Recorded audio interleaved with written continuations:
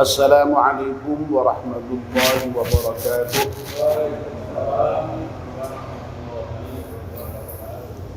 Bismillahirrahmanirrahim. Alhamdulillahi rabbil alamin. Wassalatu wassalamu ala asyrafil mursalin Sayyidina wa maulana Muhammadin wa ala alihi wa sahbihi ajma'in. Amma ba'd.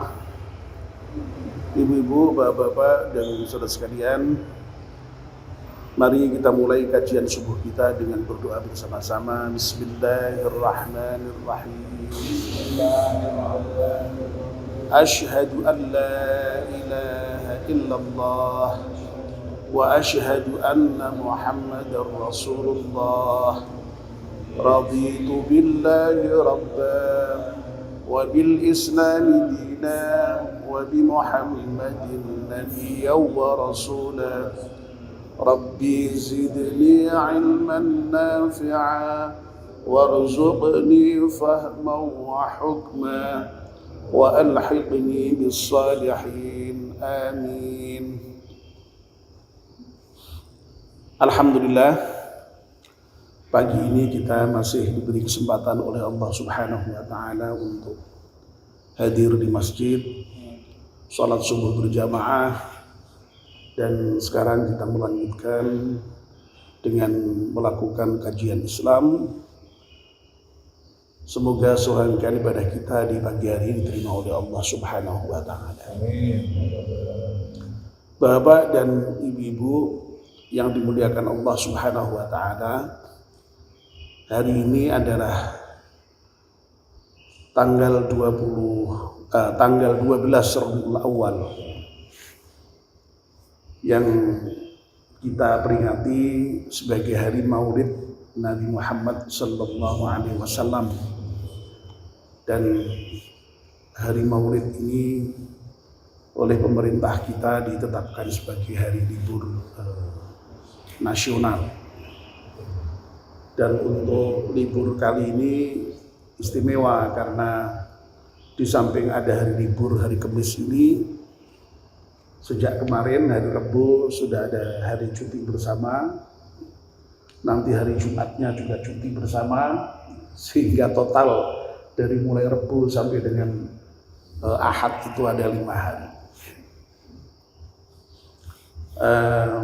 Tentu bagi orang yang sehari-hari bekerja ini sangat berarti karena bisa istirahat. Tapi bagi saya yang sehari-hari sudah WFH, kerja di rumah, Pak Wahyono itu juga sudah WFH juga Pak ya? WFH juga ya, tidak begitu berat. Tapi yang masih masuk kantor itu sangat berat.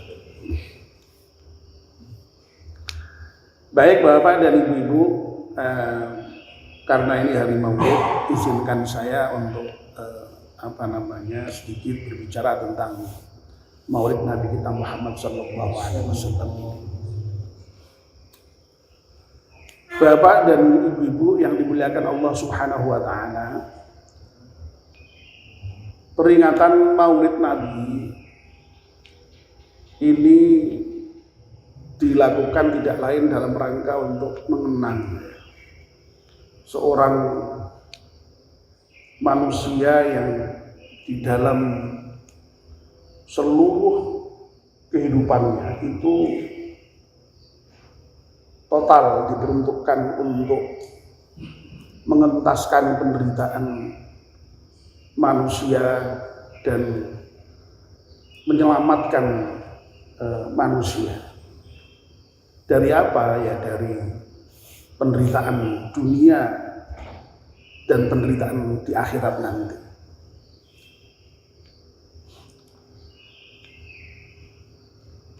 Sifat Rasul yang seperti itu, yang punya komitmen untuk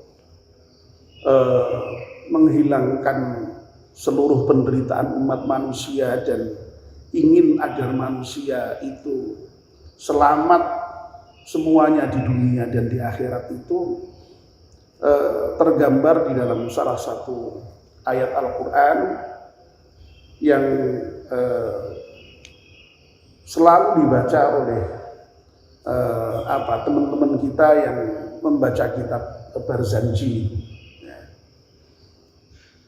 Dan ayat ini sangat populer ya. Insya Allah bapak-bapak pasti pernah mendengar ayat ini, bahkan hafal. Ya. Ayat itu bunyinya A'udzubillahi minasyaitonirrajim. Laqad ja'akum rasulun min anfusikum azizun 'alaihi ma 'anittum harisun 'alaikum bil mu'minina raufur rahim. Fa in tawallaw faqul hasbiyallahu la ilaha illa huwa 'alaihi tawakkaltu wa huwa rabbul 'arsyil 'azim.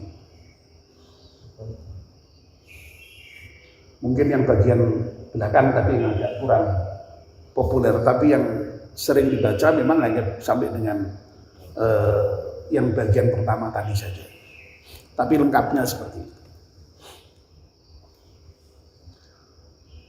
Laqad ja'akum rasulun min anfusikum. Sungguh telah datang kepadamu seorang rasul dari jenismu sendiri. Yang dimaksud di sini adalah Nabi kita Muhammad Sallallahu Alaihi Wasallam, seorang rasul dari jenismu sendiri. Jadi memang rasul itu ya dari jenis kita, ya, dari manusia, ya. Karena rasul itu harus menjadi model, menjadi contoh bagi manusia yang lain. Maka seorang rasul itu ya yang bisa dicontoh. Makanya di dalam Al-Quran itu juga ada yang protes, kenapa Rasul itu kok tidak seorang malaikat gitu ya. Ya malaikat tidak bisa dicontoh, nanti malaikat tidak makan, tidak minum, tidak tidur, tidak punya nafsu ya. Kita tidak bisa nyontoh. Nabi itu biasa, Nabi itu ya sebagaimana manusia yang lain, ya makan, ya minum, ya pergi ke pasar, ya, sehingga ya sebagaimana manusia biasa. Cuma bedanya Nabi itu in huwa illa wahyu yuha. Yang membedakan Nabi itu dengan manusia yang lain, Rasul dengan manusia yang lain itu adalah karena Rasul dan Nabi itu diberi wahyu oleh Allah Subhanahu wa ta'ala. Tidak ada yang keluar dari lisan Nabi itu kecuali apa yang diwahyukan oleh Allah Subhanahu wa ta'ala. Wa ma yantiqu 'anil hawa in huwa illa wahyun yuha. Jadi tidak berbicara dengan hawa nafsunya, tetapi dengan wahyu yang diberikan oleh Allah Subhanahu wa ta'ala. Itu yang membedakan. Ya. Nah oleh karena itu ya beda pasti, orang yang diberi wahyu dengan tidak pasti beda. Makanya lalu kemudian gambaran perbedaan antara manusia biasa dengan Rasul itu ya sering digambarkan ya seperti antara berlian dengan batu kerikil itu ya. Berlian itu ya batu, ya, kerikil ya batu, sama-sama batunya, tapi berbeda. Nah kira-kira perbedaan antara Nabi dengan manusia yang lain seperti itu. Ya, jadi dari jenis kita sendiri Nabi. Nah, Nabi itu oleh Allah kemudian diberi sifat azizun 'alaihi ma 'anittum. Yang Nabi itu merasakan berat ya, atas penderitaan yang kamu rasakan. Jadi kalau Nabi itu melihat penderitaan orang lain itu, wah susahnya setengah mati. Kepingin orang itu endang terangkat penderitaannya. Itu sifatnya Nabi, dan itu Al-Quran yang mensifati Nabi seperti itu. Allah sendiri yang mensifati Nabi seperti itu. Ya. Bukan orang lain, bukan sejarawan, bukan. Itu dari Al-Quran sendiri. Harisun 'alaikum. Lalu Nabi itu oleh Allah disifati lagi dengan bahwa Nabi itu sangat menginginkan ya, keimanan dan keselamatan kamu semua, ya kita semua ini.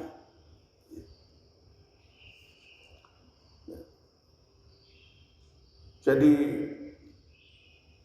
tadi ya, yang pertama itu Nabi merasa berat atas penderitaan yang diderita oleh orang lain. Itu kemudian lalu diwujudkan lagi, diberi follow up dengan diselamatkan. Tidak kemudian lalu sekedar empati, mesake lalu yes bed, enggak begitu.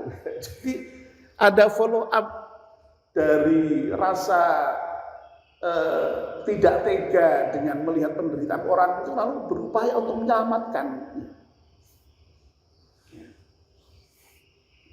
Lalu yang terakhir, bil mukminina raufur rahim, dan khusus kepada orang-orang mukmin Nabi itu sangat belas dan kasih sayang. Ya. Masya Allah ya. Jadi ini sifat Nabi itu digambarkan sendiri oleh Allah dalam Al-Quran seperti itu. Nah, Bapak dan Ibu-ibu yang dimuliakan Allah Subhanahu wa Ta'ala, tentu saja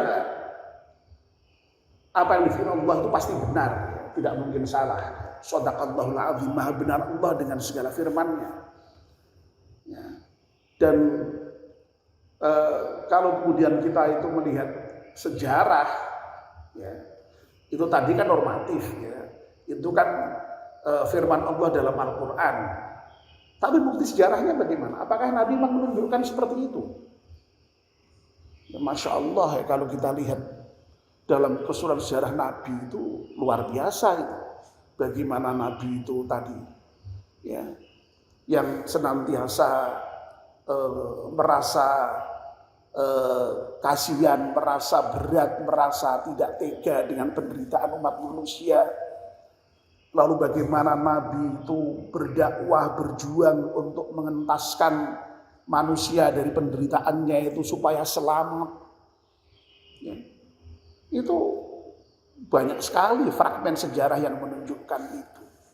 Bahkan malahan ya, yang menarik, sifat-sifat seperti itu tuh sudah ada sudah tergambar sejak Nabi itu belum diangkat jadi Rasul itu. Ya.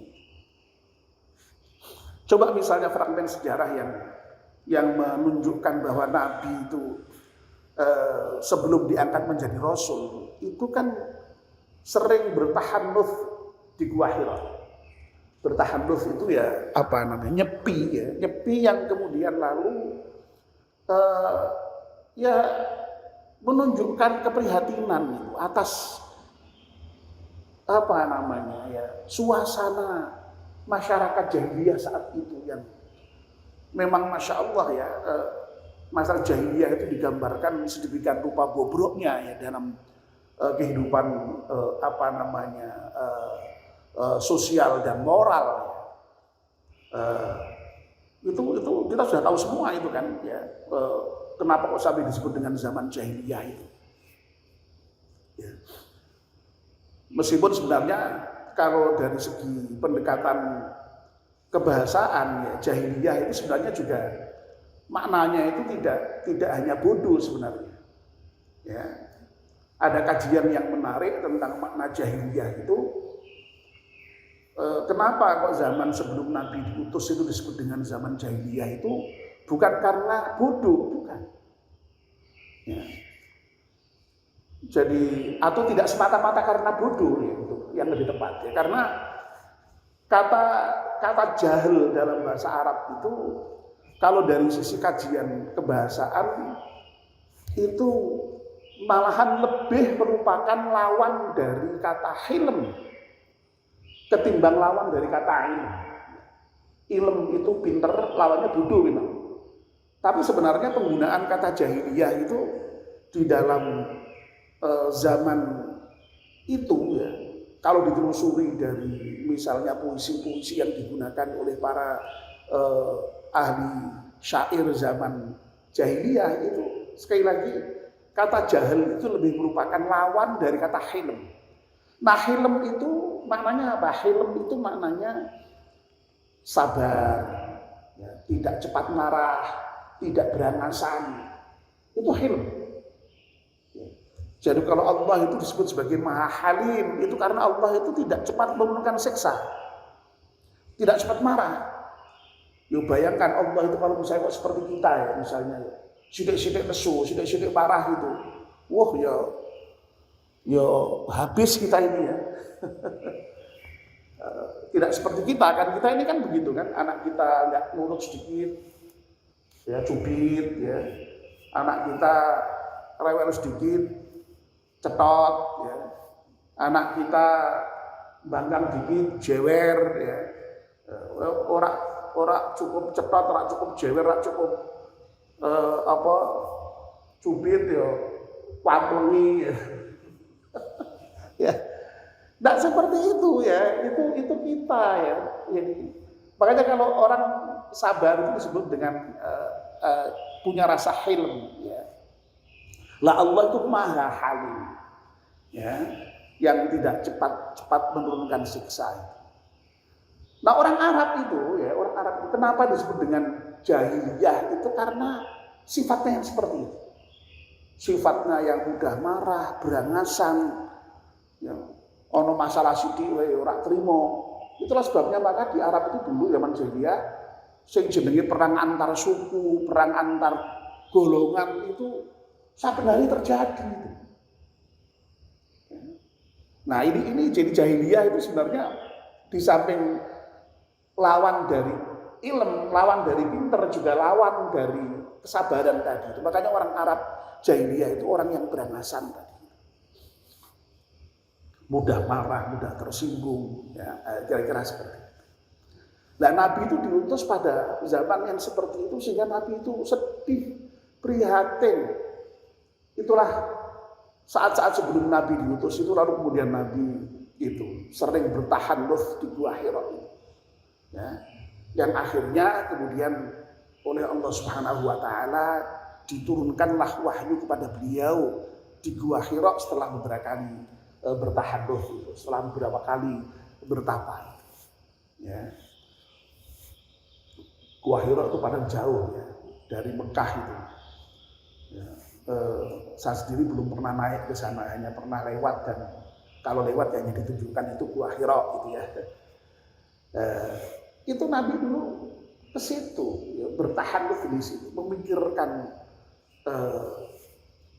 bobroknya bangsa Arab jahiliyah. Itu sekali lagi bukti ya, fragmen sejarah yang menunjukkan betapa Nabi itu tadi punya perasaan yang sangat berat terhadap penderitaan yang diderita oleh umat manusia itu.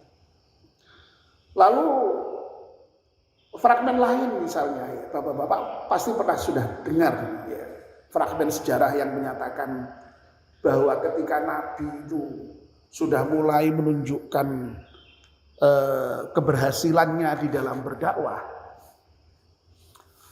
orang Arab musyrik ini kan semakin khawatir, semakin bingung nanti kalau Muhammad ini betul-betul berhasil, nanti gimana nasib kita ini? Lalu kemudian dicarilah pendekatan yang semua dengan kekerasan, itu mulai dengan bujukan. Ya, Nabi kan pernah itu ya, diberi tawaran harta, wanita, tahta ya. Yang itu disampaikan lewat pamannya Abu Thalib. Ya, jadi setelah berembuk, wah piye Muhammad iki nak di jar-jarke kok yo iso repot awake dhewe iki. Nak misale ngene wae wis dibujuk wae. Terus apa to sing diinginkan Muhammad itu jadinya apa dengan dakwahnya? Ya, nak misalnya dia ini njaluk jadi pemimpin, ya wis kita jadikan pemimpin di antara kita wis. Ya. Nah misalnya dia itu kok yang diinginkan itu adalah wanita, yus dia ini njaluk wanita yang paling cantik mana dan berapa, tidak hanya yang paling garis siapa Pak, enggak, termasuk berapanya Pak. Silakan kita carikan. Kalau dia minta harta yang diinginkan juga berapa, ya, akan kita kumpulkan untuk dia. Coba itu. Begitu kalau misalnya ya, kita ini kok atau Nabi itu niatnya beliau menyampaikan risalah, menyampaikan dakwah kok hanya untuk kepentingan pribadi. Loh kira-kira ya wis tak ono wis. Kan begitu. Tapi apa jawab Nabi? Semua kita tahu kan ya itu ya. Wahai pamanku, kalau sekiranya mereka itu bisa menempatkan matahari di tangan kananku, rembulan di tangan kiriku, itu kan maksudnya hal yang tidak mungkin kan ya. Ya. Dengan maksud supaya aku meninggalkan urusan risalah dan urusan dakwah ini, tidak mungkin akan aku terima. Biar nanti Allah yang membuktikan aku yang menang atau aku yang kalah, ya. Atau mereka yang menang atau mereka yang kalah, yang binasa. Masya Allah seperti itu. Itu kan bukti yang sudah nyata itu. Kalau sekiranya Nabi itu yang diinginkan kok hanya kepentingan dirinya sendiri, ya tidak dilakukan. Nah satu lagi ya ingin saya sampaikan bukti betapa Nabi itu yang dipikirkan itu hanya umatnya, ya, manusia bukan dirinya sendiri. Itu peristiwa Isra Mi'raj itu. Coba bayangkan beliau itu sudah beraudiensi dengan Allah di Sidratil Muntaha, ya. Tapi beliau tidak kemudian selamanya di sana, tidak turun lagi, ya. Demi umatnya, ya. Bahkan malahan sampai ketika beliau mau wafat gitu, ya, dalam kondisi nazak itu yang disebut umatku. Ini sekali lagi ya menunjukkan ya sebenarnya firman Allah itu tidak perlu dukungan sejarah. Firman Allah itu pasti benarnya ya. Cuma bukti-bukti sejarah sekalipun itu menunjukkan memang Nabi memiliki sifat-sifat yang digambarkan oleh Allah seperti itu. Nah itulah sebabnya maka di dalam ayat Al-Quran yang berikutnya itu fa'in tawallaw faqul hasbiyallahu la ilaha illahu alaihi tawakkaltu wa huwa rabbul arsyil azim. Ya, itu kalau seandainya diterjemahkan secara mudah gitu kira-kira begini. Dene ya. Betul Pak Haji Juni ya. Dene Rasulullah itu sudah seperti itu. Sifatnya luar biasa seperti itu. Ya. Kok kemudian kamu berpaling dari Rasulullah, kamu tidak mengikuti Rasulullah, ya. Katakanlah kepada mereka Muhammad, hasbiyallah, ya, cukuplah Allah, ya. La ilaha illahu, tidak ada Tuhan kecuali Dia. Tawakkaltu, yang aku bertawakal kepadanya, wa huwa rabbul arsyil azim, dan Allah itu zat yang menguasai arsy yang agung. Bapak dan ibu-ibu yang dimuliakan Allah Subhanahu wa taala, alhamdulillah ya. Kita ini bersyukur kepada Allah Subhanahu wa taala. Kita ini oleh Allah dijadikan sebagai orang yang tidak berpaling dari Rasulullah. Kita ini oleh Allah dijadikan sebagai orang yang beriman kepada Rasulullah, ya. Dan insya Allah mau mengikuti Rasulullah. Ini kita syukuri. Nisbate kita ini apa toh? Bahasa nisbate itu betul Pak. Nisbate kita nisbate apa toh? Nisbate wong ngalian ya, dari sisi waktu ya jaraknya jauh dari Rasulullah, dari tempat jaraknya ya jauh dari Mekah sana. Lah kok iso? Dadi wong sing iman, dadi wong sing gelem nderek Rasulullah sallallahu alaihi wasallam. Ini harus kita syukuri luar biasa. Ya. Nah, di antara wujud syukur kita itu ya hendaknya kita wujudkan dalam bentuk Yang paling utama tentu saja ya ittiba Rasulullah Sallallahu Alaihi Wasallam, mengikuti seluruh akhlak Rasulullah Sallallahu Alaihi Wasallam. Ya. Jadi yang paling utama itu. Ya. Jadi kalau kita itu memang mengimani Nabi, ya konsekuensinya kita harus mau mengikuti Nabi. Kalau kita iman kepada Allah, kita iman kepada Rasulullah, iman kepada Rasulullah itu ya dengan mengikuti Rasulullah Sallallahu Alaihi Wasallam. Dalam hal apa? Dalam hal seluruh akhlaknya, baik akhlak yang menyangkut hubungan kita dengan Allah, ya, akhlak dalam hubungan kita dengan sesama manusia, bahkan termasuk akhlak di dalam hubungan kita dengan alam seisinya. Ya. Sedikit misalnya saya ingin sebutkan ya, contoh-contoh akhlak Rasulullah itu misalnya. Bayangkan ya, Rasulullah itu terkait dengan Allah Subhanahu wa Ta'ala. Ya. Itu sedemikian rupa di dalam tawaduknya, di dalam beribadah kepadanya. Ya. Ya. Sampai-sampai Rasulullah itu Masya Allah ya, setiap malam itu pasti bangun malam, dan kalau sholat malam jangan ditanya berapa panjangnya, berapa lamanya, ya, sampai sering saya sebut itu ya, digambarkan dalam hadis itu sampai kakinya Nabi itu bengkak-bengkak itu karena saking lamanya berdiri dalam sholat. Aisyah melihat itu ya kasihan, nggak tega loh. Kemudian ya semacam apa ya, apa protes atau ya bukan protes lah ya, apa namanya ya, apa semacam sekedar ingin tahu ya.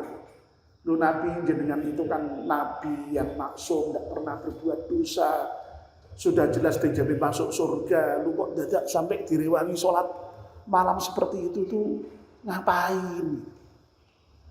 Apa jawab Nabi lu? Apa aku ini nggak boleh jadi orang yang bersyukur, hamba yang bersyukur? Masya Allah seperti itu Nabi. Jadi betul-betul mendudukkan di hadapan Allah itu sebagai abid, sebagai hamba.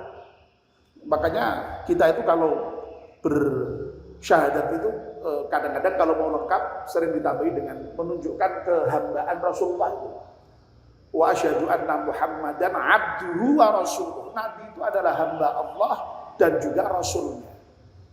Ya, jadi dumai Rasul kemudian kok tidak jadi hamba, tidak, tetap hambanya, tetap beribadah kepadanya. Dan ibadahnya Nabi itu yang terbaik di antara kita. Ya. Nah, pesannya apa? Nah, yo Nabi aja kayak gitu. Nak kudune awake dhewe ya kudu luweh, tapi nyatane ora iso kan. Jadi kita itu memang seringkali apa namanya terkait dengan Nabi itu ya kata orang itu berbanding terbalik gitu. Atau kalau seandainya berbeda itu sedikit-sedikit katanya ya. Sedikit saja bedanya gitu ya. Ya. Kalau Nabi itu apa namanya sedikit-sedikit sholat, sedikit ibadah kita ibadahnya sedikit ya misalnya. Jadi sering digambarkan seperti itu ya. Jadi yang ingin saya katakan ya kita juga mencontoh Nabi dalam beribadah ini. Ya. Dalam hubungan dengan manusia, ya, Masya Allah ya Nabi itu digambarkan akhlaknya ya terbaik ya. Kepada siapapun, kepada keluarganya terbaik, kepada sahabatnya terbaik, ya, bahkan kepada musuhnya sekalipun terbaik Nabi sikapnya. Ya, Masya Allah. Ya. Nah, coba misalnya fragmen-fragmen kehidupan dalam hubungan suami istri itu misalnya. Suatu ketika misalnya apa namanya Nabi itu apa namanya sedang tidak berpuasa, lalu kemudian mestinya kan ya ada sarapan, gitu. Tapi ternyata nggak ada apapun persediaan. Itu Nabi kemudian waduh lah kok orang ada apa-apa bisa. Apa yang dikatakan? Hari ini aku puasa. Loh betapa itu indahnya. Jadi, jadi apa namanya menunjukkan betapa Nabi itu sangat menghargai istrinya dan sangat berbicara baik dengan istrinya. Ya kita ya nggak tahu lah ya, memang ya susah untuk kalau mencontoh sampai sedetail-detail. Tapi ya intinya secara umum berusaha untuk baik kepada siapapun.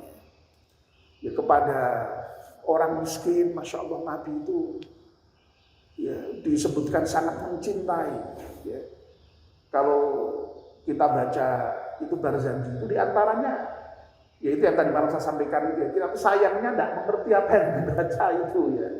Ya, kalau seandainya mengerti, misalnya dalam Barzanji disebutkan beliau itu yuhibbul fuqara wal masakin. Nabi itu sangat mencintai para fakir dan para miskin. Bahkan kalau seandainya orang itu mencari Nabi sedang di mana ya? Carilah di antara orang-orang miskin. Nabi di sana.